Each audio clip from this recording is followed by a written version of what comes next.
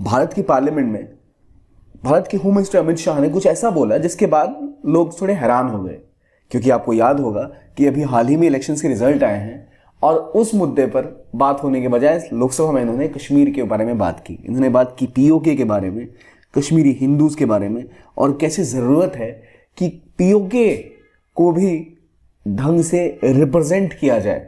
उसको हम छोड़ नहीं सकते कि पाकिस्तान के कब्जे में तो इग्नोर कर देंगे, उसको भी रिप्रेजेंट करने के बारे में जो बात की जाती है भारत में, उसको लेकर उन्होंने पार्लियामेंट में बात की।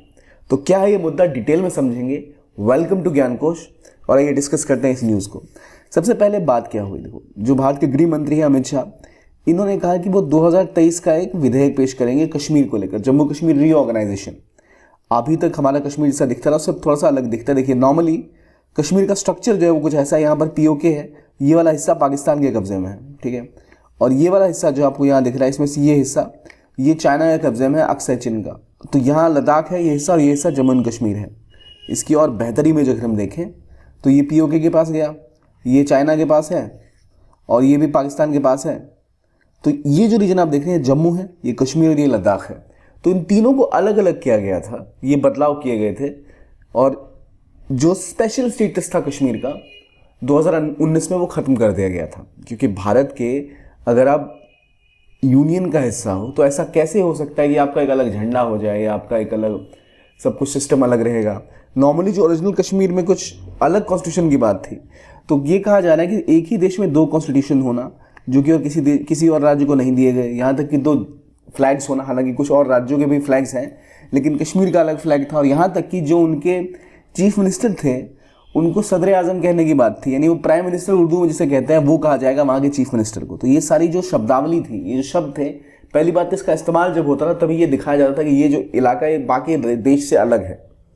तो वो जो सेंस ऑफ डिफरेंस था, उसे ख़त्म करने के लिए पहले बात की कि जो कश्मीर का स्पेशल स्टेटस है वो ख़त्म किया गया था 2019 में। उसी समय में बात की गई थी कि विधानसभा में कुछ सीटें रिजर्व की जाएंगी। आमतौर पर अमूमन ये होता है कि भारत की जो कश्मीर की विधानसभा भी है और भारत की पार्लियामेंट में भी जो है, वहाँ पर कुछ सीटें पीओके के इलाके के लिए रिजर्व की गई हैं, क्योंकि हमें पता है कि हमारा ही हिस्सा है, पर अभी हमारे पास नहीं है, लेकिन कुछ सीटें के लिए छोड़ रखेंगे। जब ये आएंगे, जब हम इसके ऊपर हमारा दोबारा इसके ऊपर कब्जा होगा, जब दोबारा हमारा विलय क्या कहेंगे इसको, कहेंगे जब हम दोबारा इनके ऊपर कंट्रोल कर पाएंगे इस रीजन के ऊपर, तब जाकर वहाँ पर वो रिप्रेजेंटेटिव आएंगे। अभी क्या बदलाव किए गए, तो अभी जो गृह मंत्री अमित शाह, उन्होंने कहा कि जो पुनर्गठन का नया संशोधन आएगा, जो आया, उसमें उन्होंने ये कहा कि इसमें जो विस्थापित कश्मीरी पंडित्स हैं, जो माइग्रेट कर गए थे कश्मीर से, क्योंकि 1990 में बहुत भयंकर हिंसा एक कश्मीर में भड़की थी, जिसमें वहाँ के जो लोग थे कश्मीरी पंडित्स, उन्हें कश्मीर छोड़ के जाना पड़ा था, क्योंकि उनके ऊपर लगातार हमले हो रहे थे। और ये पूरे हमले असल में जम्मू कश्मीर में जो हुए, खासतौर पर कश्मीर वैली में जो हुए, इसको फंड कौन करा था, तो पाकिस्तान।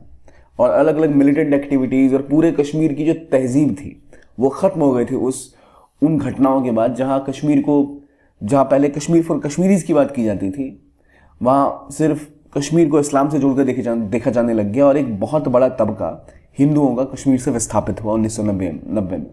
तो उन्हीं लोगों को ध्यान में रखते हुए गृह मंत्री अमित शाह ने ये कहा कि कश्मीरी पंडित्स के लिए 2 सीटें रिजर्व की जाएंगी और 1 सीट रिजर्व होगी जो पीओके से, जो अगर कोई विस्थापित हुआ है, पीओके से कोई अगर भागा, क्योंकि अगर पीओके में कोई था जिनको ऐसा लगा कि नहीं वो पाकिस्तान में नहीं रह सकते, इसके ऊपर पाकिस्तान का कब्जा है इस कश्मीर में, और वो इंडिया जाना चाहते हैं, तो 1 सीट ऐसे किसी व्यक्ति के लिए रिजर्व की जाएगी। तो 3 रिजर्व सीटों का प्रावधान किया गया, 2 कश्मीरी पंडित्स के लिए, 2 ऐसे लोगों के लिए जो वहाँ से माइग्रेट करके बाहर गए, और 1 उनके लिए जो पीओके से माइग्रेट करके कहीं और गए। पीओके का इलाका ये वाला है जो अभी भारत के पक्के कब्जे में नहीं है, लेकिन यहाँ से अगर कोई इस चीज़ को लेकर वहाँ से माइग्रेट कर गया कि जो हो रहा है गलत हो रहा है, और आइडिया ऑफ इंडिया के खिलाफ थे और जिनको वहाँ से जाना पड़ा, तो उनमें से 1 व्यक्ति को रिजर्वेशन वहाँ दी जाएगी, और ये तीनों ही नॉमिनेट करेंगे राज्यपाल, जो वहाँ के गवर्नर हैं वो। तो ये बातें उन्होंने कहीं संसद में जो नया बिल पेश किया उसके बारे में।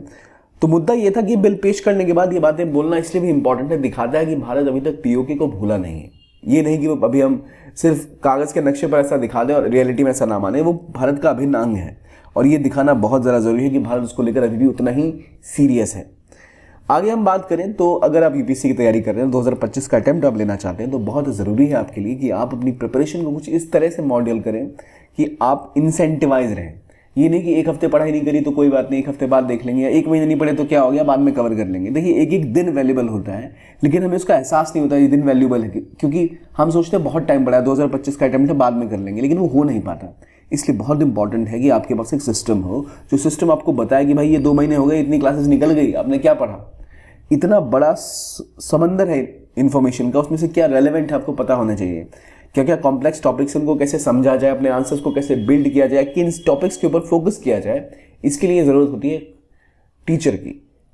और वो सिस्टम और वो टीचिंग एक्सपीरियंस आपके लिए प्रोवाइड करेगा PW ओनली IAS। और जो दिक्कतें स्टूडेंट्स की होती थी कि अक्सर वो इतने अनअफोर्डेबल होते थे, जो भी क्लासेस होती हैं, लगभग लाखों की क्लासेस होती हैं, उसको सॉल्व किया जा रहा है। और प्लस फ्लेक्सिबिलिटी, उसका इशू जो है वो भी सॉल्व किया गया, क्योंकि ऑनलाइन है, आप कभी भी इसको देख सकते हो अपनी आराम की ज़िंदगी में बैठ के, अपने घर में या ऑफिस में पढ़ रहे हैं तो आप, या फिर कॉलेज में है तो आप घर जाके उसे देख सकते हैं। प्लस जो क्वालिटी है ना, ऑनलाइन क्लासेस में क्वालिटी थोड़ी सी कम हो जाती है। इस पर फोकस ये किया है कि क्वालिटी इंटैक्ट रहे और अफोर्डेबिलिटी उससे भी बेस्ट रहे।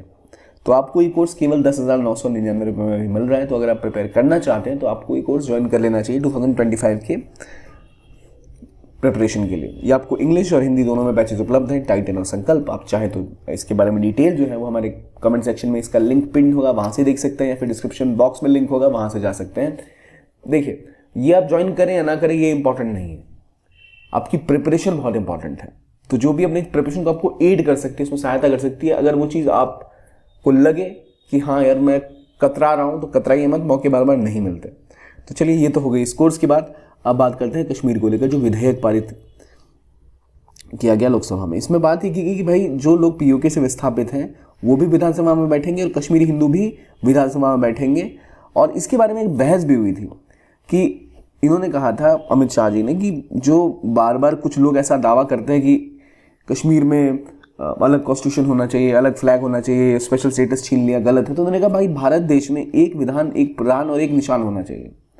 कि अगर आप, इंडिया एक स्टेट है, स्टेट में आप 2 प्राइम मिनिस्टर्स और 2 फ्लैग्स, इस तरह की चीज़ें, और 2 कॉन्स्टिट्यूशंस, इस तरह की बातें नहीं कर सकते। क्योंकि आपको एक ही सिंगल कॉन्स्टिट्यूशन अगर पूरे देश के ऊपर रन होता है तो वही कॉन्स्टिट्यूशन भी कश्मीर के ऊपर भी रन होगा। अगर हम ऐसा नहीं करेंगे तो भारत को खंडित करने के लिए जो लोग हैं उनको एक मौका मिल जाएगा।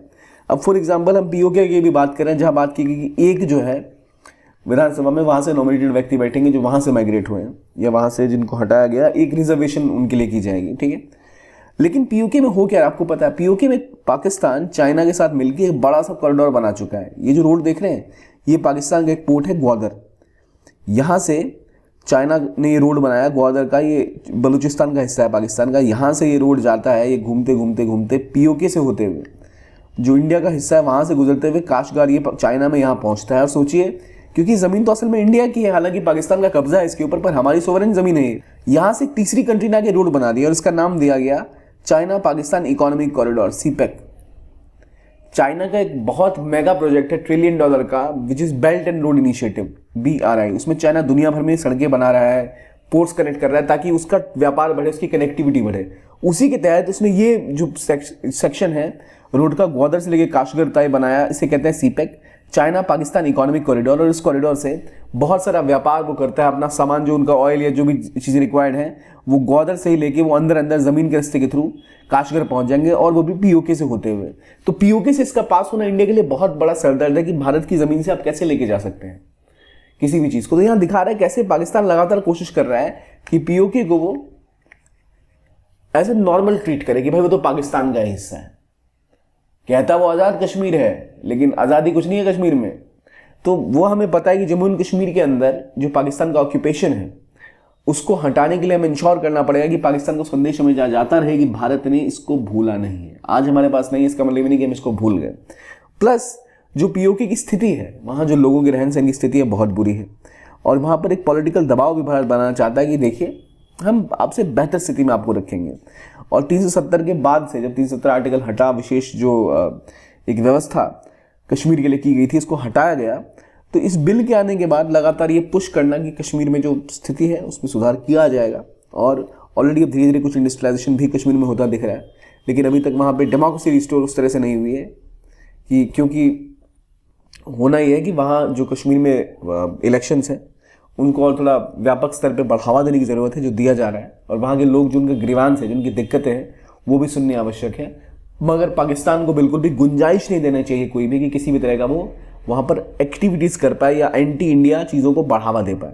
तो ये जो भाषण दिया गया अमित शाह जी द्वारा लोकसभा में, जो उन्होंने बोला, ये दिखाता है कि होम मिनिस्ट्री अभी भी श्योर है कि हमें अपना फोकस एजेंडा लूज नहीं करना है।